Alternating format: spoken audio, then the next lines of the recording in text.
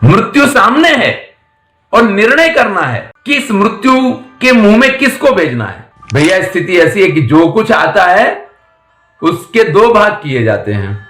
आधे में माता और 4 भाई होते हैं और आधा अकेले भीम को चाहिए। ठीक है जी। युधिष्ठिर न संतापस त्वया कार्यो वृकोदरे।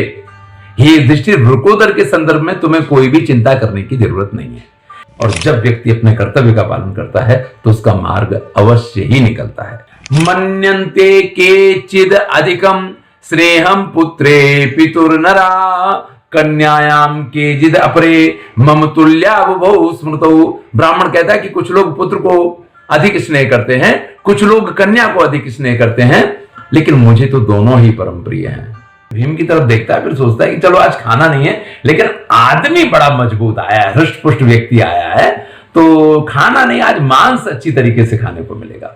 ऐसे में ब्राह्मण कहता है कि भाई हमारी जो समस्या है इसका इलाज किसी मनुष्य के पास नहीं है, क्योंकि वो मानता है कि बकासुर राक्षस है और राक्षस को कोई मनुष्य तो क्या मार पाएगा। इसलिए वो ये कहता है कि नहीं, मेरी जो विपत्ति है उसका इलाज किसी मनुष्य के पास नहीं है। किसी के प्राण बचाने के लिए बोला गया झूठ जो है उसको झूठ नहीं मानते हमारे शास्त्र।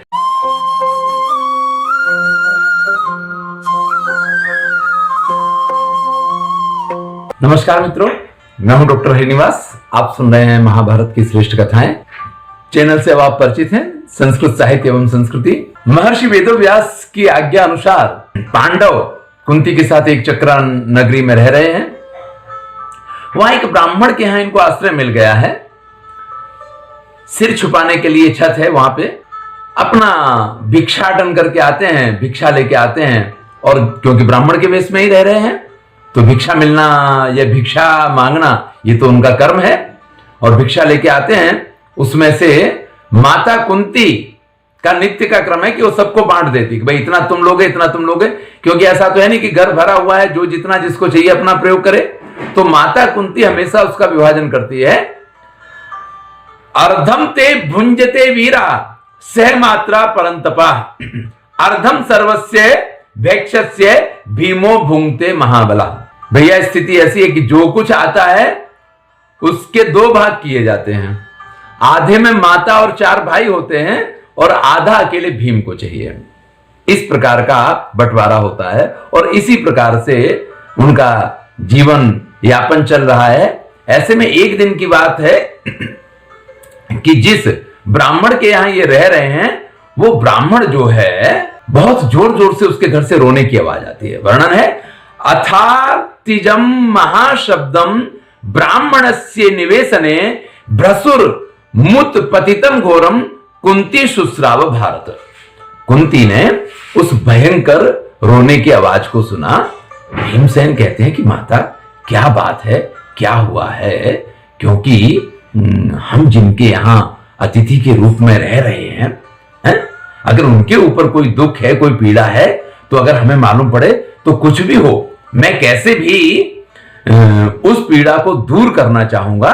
क्योंकि ऐसा नहीं है कि आप किसी के यहां अतिथि के तौर पे आए हों और उस समय जो कुछ भी उसके साथ हो भले होता रहे, हमें क्या लेना देना। ये अतिथि का धर्म नहीं है।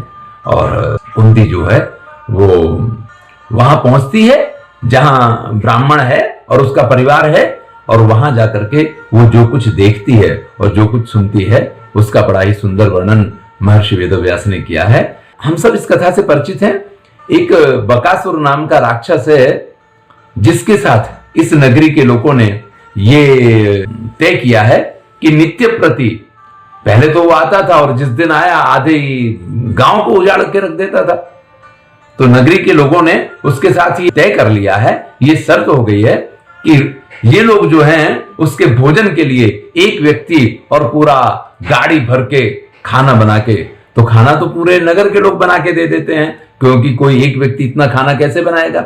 लेकिन प्रत्येक घर से एक एक व्यक्ति के जाने का नंबर जो आता है वो क्रम होता है उसका। और आज ये ब्राह्मण के घर का क्रम आ गया है। अब ऐसे में ब्राह्मण के परिवार में 4 लोग हैं। ब्राह्मण है, ब्राह्मणी है, उसकी एक पुत्री है और उसका एक पुत्र है। अब जब ये 4 ही लोगों का परिवार है तो इसमें से कौन जाए, ये समस्या खड़ी होती है। क्योंकि अगर ब्राह्मण जाता है तो परिवार निराधार हो जाता है अगर ब्राह्मणी जाती है तो माता के बगैर भी इनका कुछ नहीं चलने वाला है, और पुत्र को तो अपने जीते जी दो में से कोई कैसे भेज दे, और पुत्री को भी भेजना ब्राह्मण को योग्य नहीं लगता है। देखिए सुंदर वर्णन किया है, मन्यन्ते केचिद अधिकम स्नेहम पुत्रे पितुर्नरा कन्यायाम केचिद अपरे मम तुल्यावुभौ स्मृतौ। ब्राह्मण कहता है कि कुछ लोग पुत्र को अधिक स्नेह करते हैं, कुछ लोग कन्या को अधिक स्नेह करते हैं, लेकिन मुझे तो दोनों ही परम प्रिय हैं। और जहां तक कन्या का प्रश्न है उसके लिए विशेष महर्षि वेदव्यास ने यहां लिखा है। देखिए आज की संस्कृति में क्यों ये परेशानी है ये समझ में नहीं आती है, लेकिन ये भारतीय परंपरा नहीं है। कहते हैं यश्याम लोका प्रसूतिश्च स्थिता नित्य अथो सुखम अपायाम तामहम बालाम कथम उत्सृष्ट मुत्सहे। जिसके ऊपर यश्याम लोका प्रसूतिश्च, ये समस्त सृष्टि जिसके के जन्म का जो कारण है, ये समस्त सृष्टि की जन्मदाता कौन? एक स्त्री तो है? और अगर ये मेरी पुत्री, इसको अगर मैं बलि के लिए भेज दूं तो इससे आगे चलने वाली जो सृष्टि की प्रक्रिया है वो नष्ट हो जाएगी। यानी आप जब एक स्त्री भ्रूण हत्या करते हैं तो आप ये समझिए कि आप सृष्टि का बहुत बड़ा अकल्याण कर रहे हैं, विनाश कर रहे हैं। वो यहां कहते हैं कि अपायाम तामहम बालाम कथम उत्सृष्ट मुत्सहे। तो ऐसी मेरी इस पुत्री को मैं कैसे भेज दूं? और ब्राह्मणी कहती है कि मैं जाती हूं। तो वो कहता है कि भाई मैं आपको आपके पिता से मांग करके और बाकायदा विवाह करके अपने साथ लेके आया हूं, और आपके भरण पोषण की ही नहीं आपकी रक्षा की भी जवाबदारी मेरी है, तो आपको तो मैं कैसे भी नहीं भेज सकता हूं। इस प्रकार से पत्नी को जाने से वो मना कर देता है। पत्नी को मना करने के बाद पुत्री कहती है कि हे पिताजी, अगर आप लोगों में से कोई भी, देखिए यह है पुत्री का परिवार के प्रति स्नेह, यदि आप में से कोई भी एक व्यक्ति मेरे जीते जी नहीं रहता है तो मेरा जीवन तो निरर्थक हो जाएगा, व्यर्थ हो जाएगा। इसलिए देखिए पुत्री को संस्कृत में दुहिता कहते हैं, जो दो परिवारों का हित करती है, जो अपने मायके का भी हित करती है और शादी होकर जहां पहुंचती है वहां भी जो हित करती है उसको दुहिता बोला जाता है। और उसके पुत्र को दौहित्र बोला जाता है, वो भी दो कुलों के हित का रक्षक होता है। अगर मान लीजिए कि हमारे यहाँ कोई पुत्र संतान नहीं है तो इसमें चिंता करने वाली कोई बात ही नहीं है। शास्त्रों में स्पष्ट है कि पुत्री का जो पुत्र होगा वो आपका पिंडदान कर ही सकता है, और जब भी कोई व्यक्ति पिंडदान करता है तो वो ये बात सही है कि दामाद जो है वो पिंडदान नहीं कर सकता, लेकिन पुत्री का जो पुत्र होगा वो पिंडदान कर सकता है। पुत्री के यहाँ पुत्री हो, उसके यहाँ जो संतान होगी वो पिंडदान कर सकती है। तो कहीं भी पुत्र के होने या नहीं होने से ऐसी कोई स्थिति खड़ी नहीं होती है। और इन 3 से 4 अध्याय में महर्षि वेदव्यास ने इन पारिवारिक मूल्यों को व्यक्त करने के लिए इस कथा में एक एक बात को बड़े ही विस्तार के साथ व्यक्त किया है कि एक स्त्री अगर घर में है तो उसकी जवाबदारी क्या है, उसको कैसा सोचना चाहिए। वो ऐसा ना सोचे कि मेरा पति ठीक है, अब ये जो होगा मैं तो जी लूंगी जैसे जी लूंगी, नहीं। यहां वो ब्राह्मणी जो है वो अपने पति से कहती है कि नहीं, आप नहीं जा सकते हैं। उसी तरीके से ब्राह्मण अपनी पत्नी से कहता है कि नहीं, आप नहीं जा सकते हैं, क्योंकि दोनों की एक दूसरे के प्रति जवाबदारी भी है और दोनों को एक दूसरे का स्नेह और प्रेम भी बंधन करता है। ऐसा होना चाहिए कि कोई भी कभी भी किसी भी स्थिति में यह निश्चय ना कर ले। देखिए एक चक्रा नगरी में रहने वाले ब्राह्मण के परिवार की इस कथा के साथ महर्षि वेदव्यास ने पारिवारिक मूल्यों को इतने अच्छे ढंग से व्यक्त किया है कि इस पूरी कथा को 4 अध्याय तक वो लेके जाते हैं। मृत्यु सामने है और निर्णय करना है कि इस मृत्यु के मुंह में किसको भेजना है। सभी कहते हैं कि मैं जाऊंगा, मैं जाऊंगा, मेरे रहते आप नहीं जाएंगे। यह है अपार स्नेह। ऐसा नहीं कि मृत्यु सामने दिखाई दे तो दूसरे को धक्का दे दिया, जा तू मर जा, मैं बचूंगी या मैं बचूंगा तो अपना तो संभाल ही लूंगा। इस प्रकार का भाव नहीं होना चाहिए, इसका स्पष्ट उल्लेख है।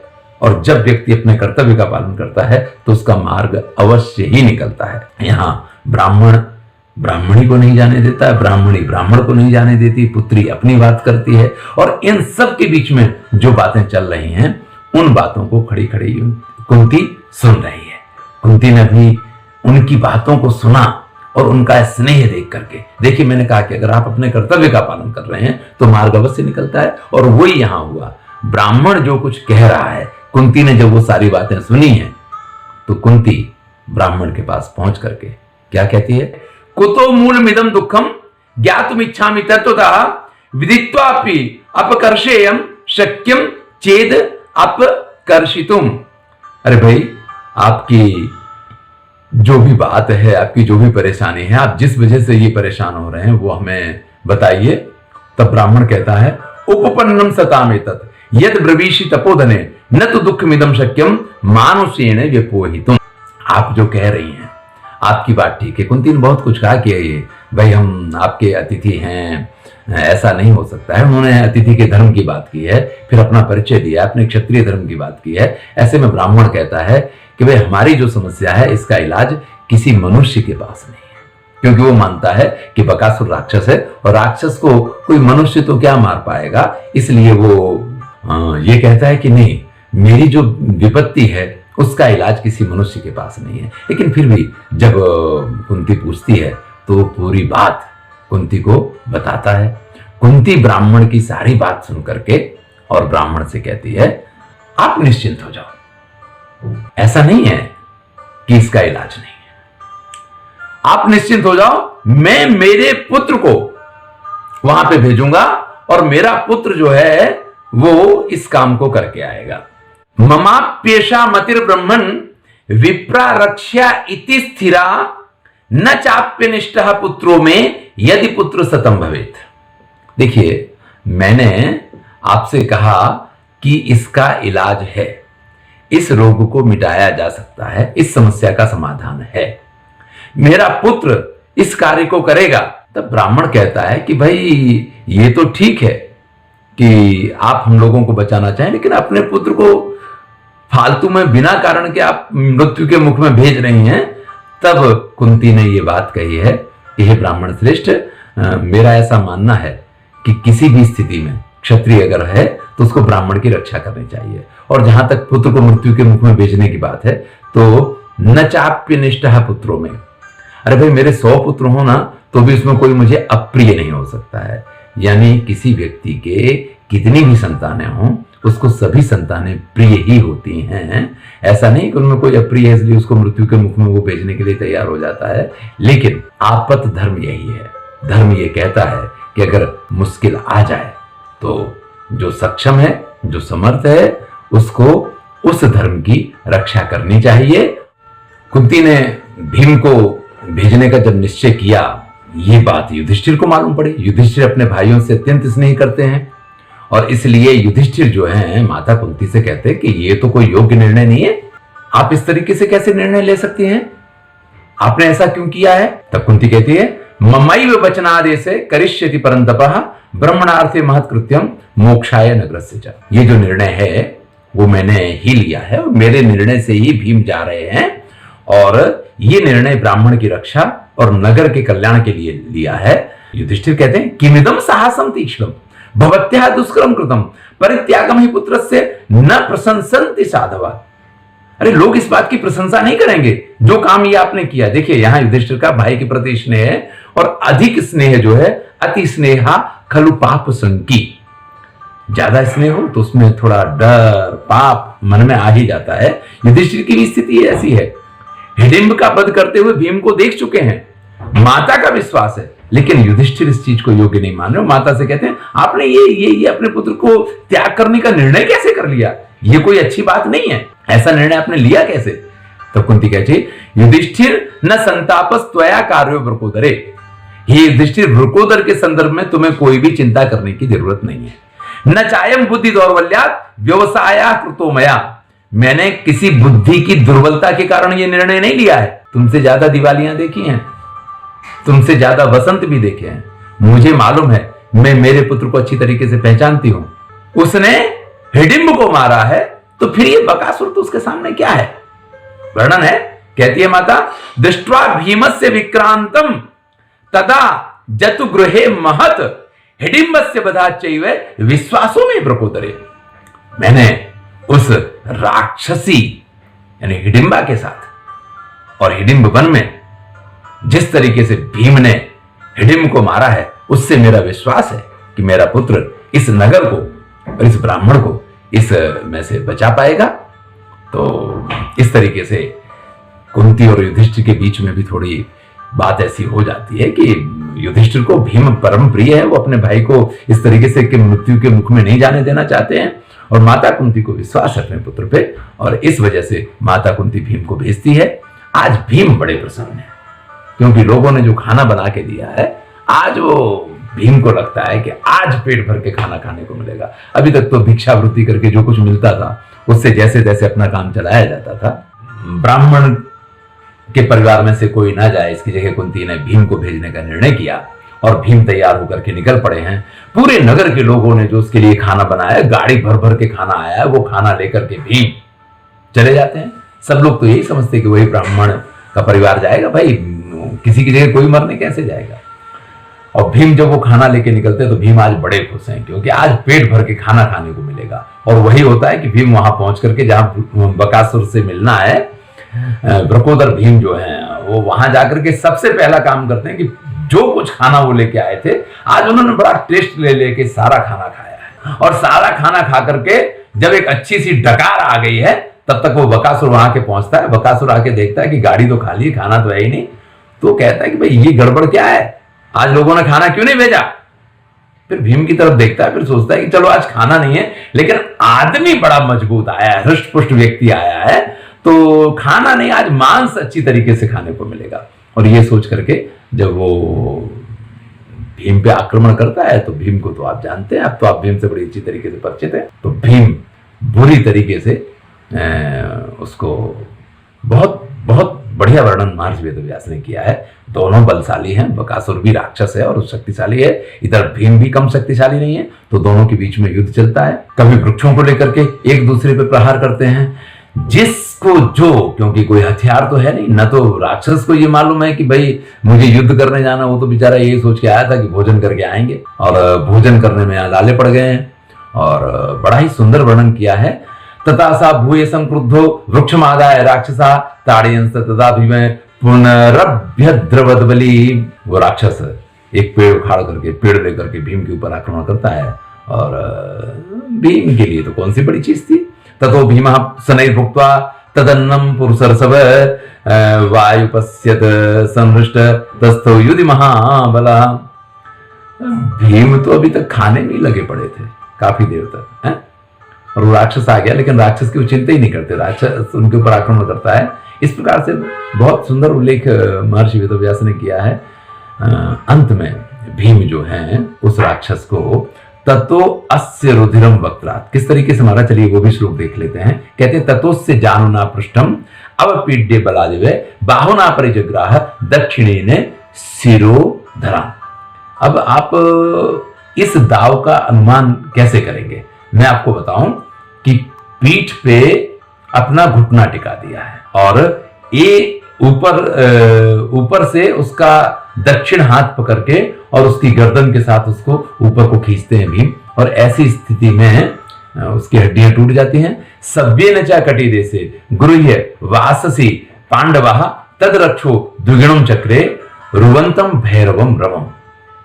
और फिर उस राक्षस के मुंह से अत्यंत करुण और भयंकर आवाज निकलता है, और ततोस्य रुधिरम वक्त्रात् प्रादुरासीत् विषाम्पते। और फिर उसके मुंह में से खून निकल पड़ता है, यानी भज्यमानस्य भीमेन तस्य घोरस्य रक्षसा। भीम ने जो उसको भज्यमान यानी तोड़ दिया, उसकी हड्डी पसलियां एक कर दी, तो उसके मुंह से रुधिर निकल गया और इस प्रकार से उस राक्षस की मृत्यु हो गई। देखिए, कोई अच्छी बात है तो वो भी, और कोई खराब बात है वो भी लोगों तक बड़ी जल्दी पहुंच जाती है।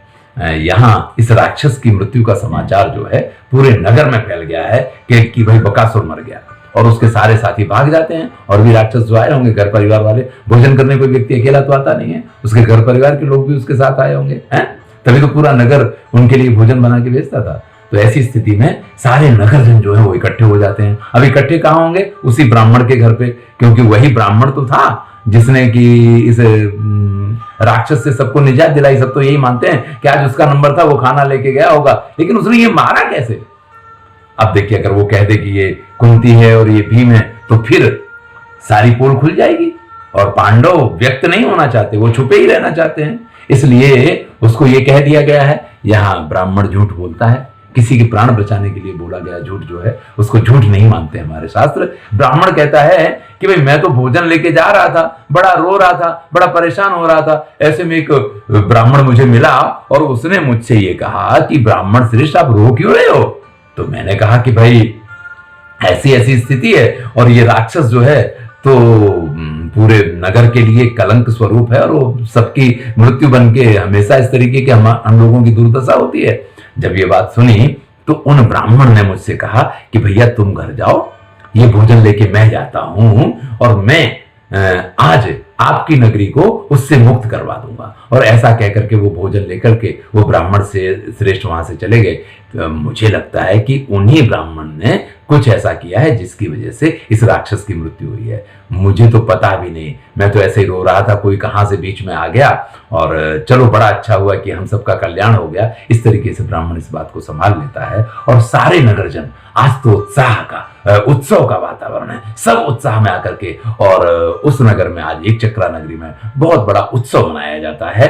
और इस उत्सव का कारण कौन है इसको आप अच्छी तरीके से जान चुके हैं। भले ही उस ब्राह्मण को यह बात कहने के लिए रोका गया है, लेकिन हम आप परिचित हैं, तो ऐसे परम पराक्रमी भीम के पराक्रम को हम नमन करते हैं। आगे सुनते रहिए महाभारत की श्रेष्ठ कथाएं। मैं हूं डॉक्टर हरिनिवास और चैनल का नाम है संस्कृत साहित्य एवं संस्कृति। सब्सक्राइब कीजिए, इसी नाम से हमारा फेसबुक पेज है, फेसबुक पेज लाइक कीजिए, वहां पे आने वाली वीडियो को आप शेयर कीजिए।